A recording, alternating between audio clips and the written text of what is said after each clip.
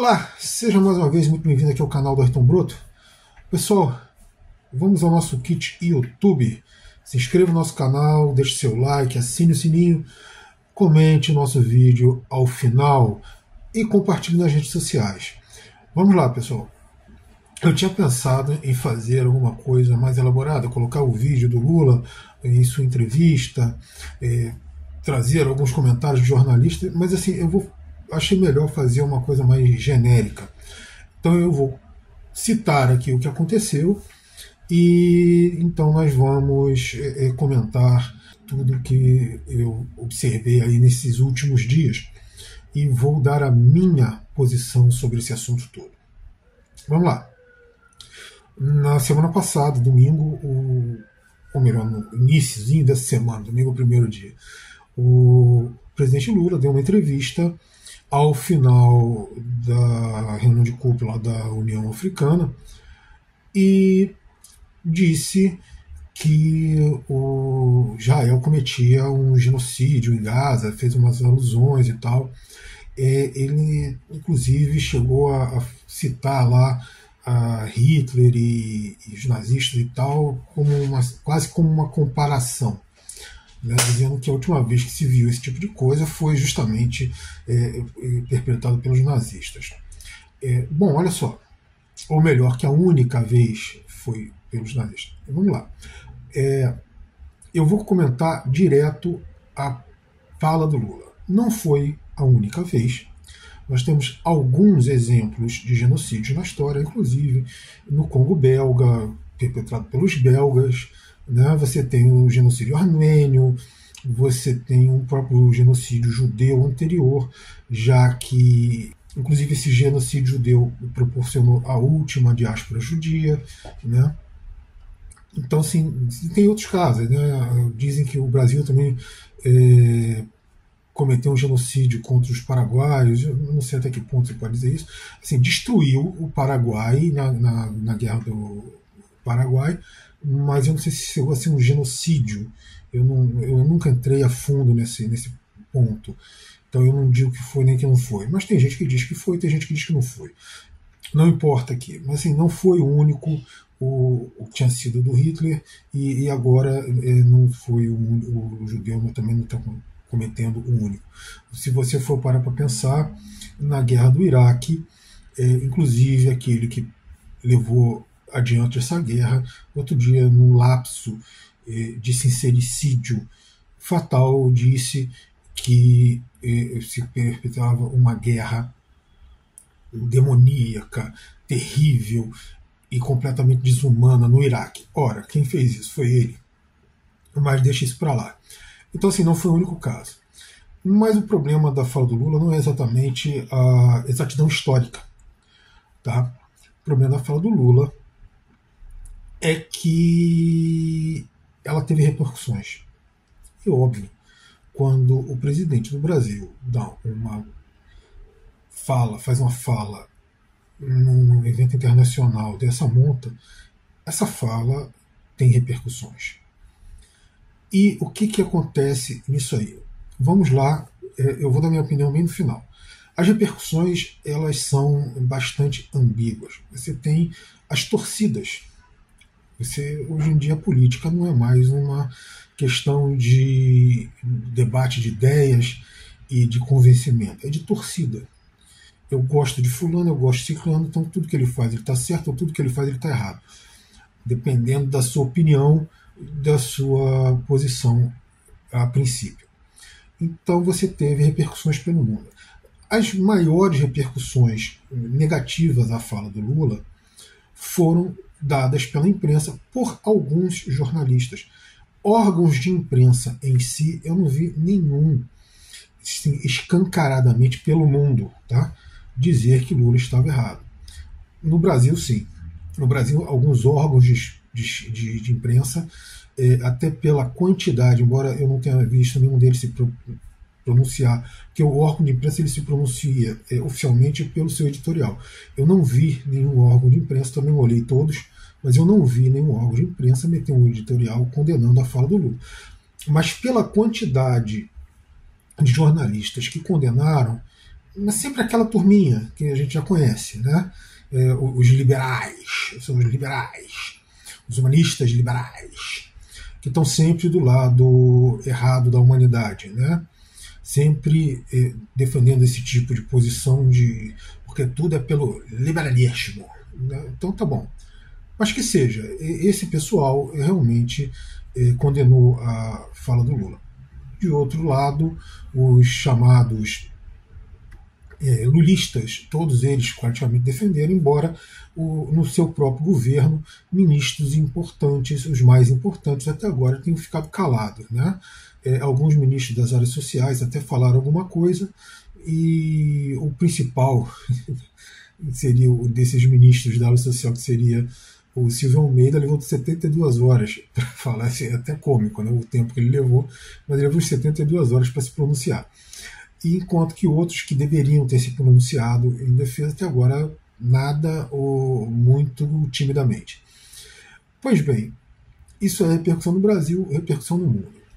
Né? O que nós vemos é que as posições são as seguintes.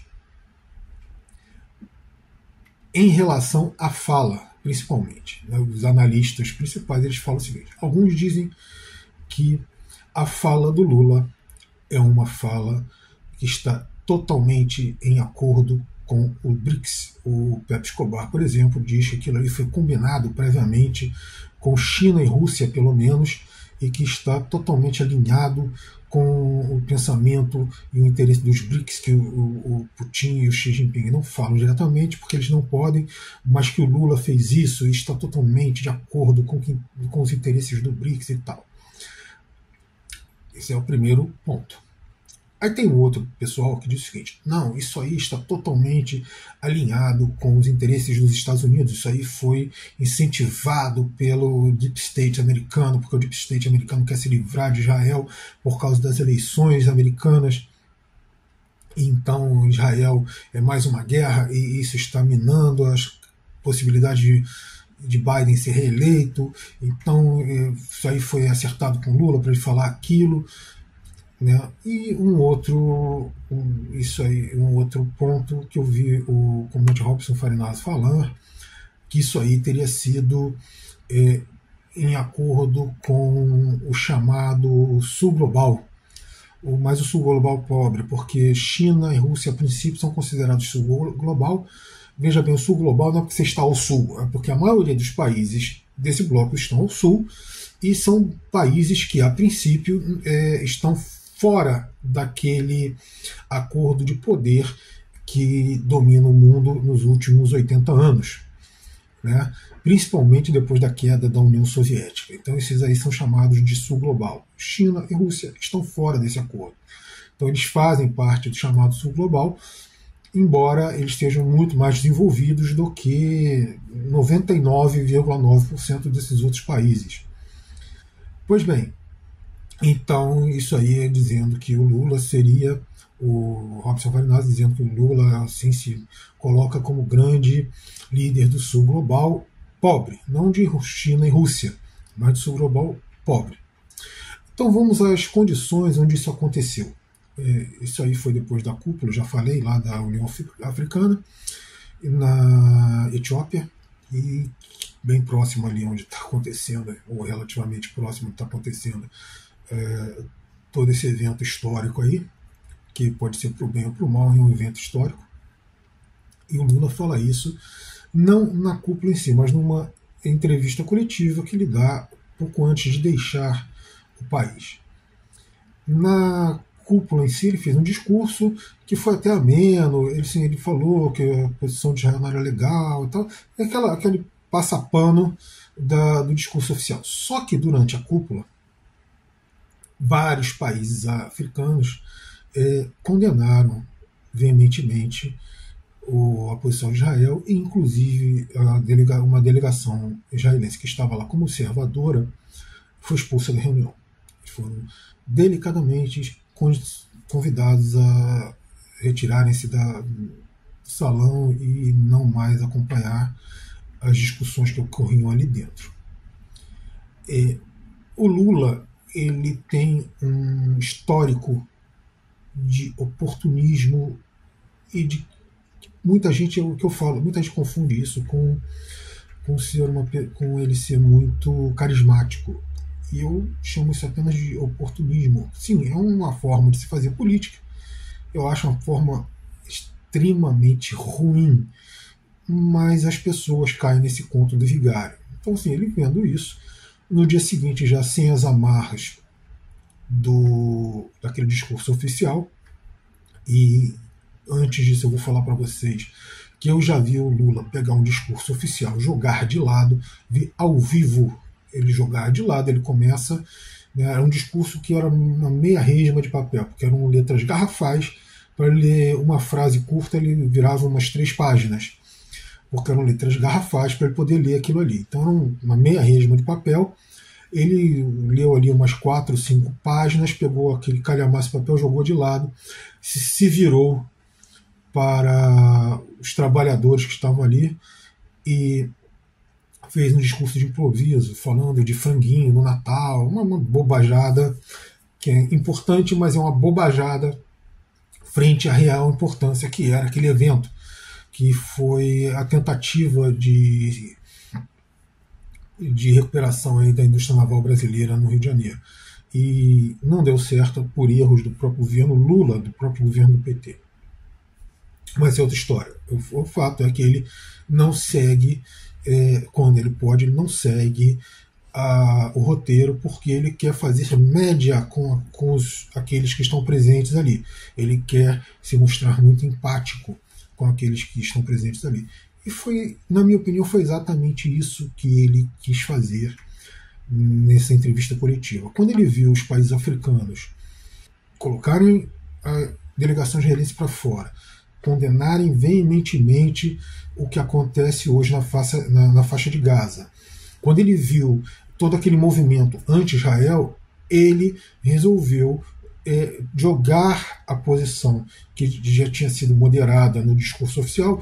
Na entrevista ele resolveu jogar uma posição, digamos, mais alinhada com essa posição dos países africanos para tentar criar uma empatia. Na verdade, eu acho que ele atirou no que viu, acertou no que não viu. Por quê? Porque, no fundo, todo mundo que falou que os Estados Unidos tinham interesse, que o BRICS tem interesse, que o Sul Global tem interesse, todos tinham esse interesse.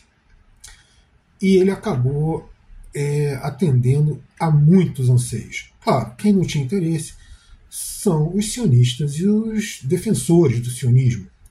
Por isso, a reação exacerbada do Bibi Netanyahu, né, que chamou o embaixador brasileiro e o seu ministro das Relações Internacionais, lá dos Negócios Estrangeiros, levou o embaixador brasileiro ao Museu do Holocausto, porque tem vários pelo mundo, né, para mostrar como não se pode comparar o sofrimento do judeu com o sofrimento que, ora, eles impõem aos israelenses.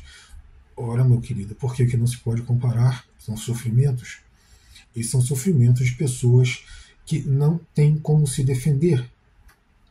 Claro, o sofrimento dos nazistas foi terrível.